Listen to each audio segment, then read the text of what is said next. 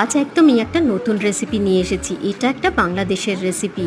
দেখে ভীষণ লোভনীয় লাগছে, তাই তো গরম ভাতের সাথে খেতে দারুণ লাগবে।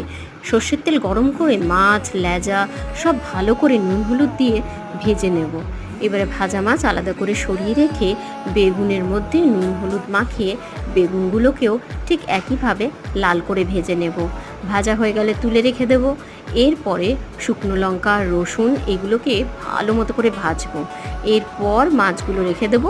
এরপর আমি সবার প্রথমে শুকনো লঙ্কা, রসুন আর পরিমাণ মতো নুন দিয়ে ভালো করে পেঁয়াজ কুচি, ধনেপাতা কুচি, টমেটো কুচি দিয়ে মাখবো।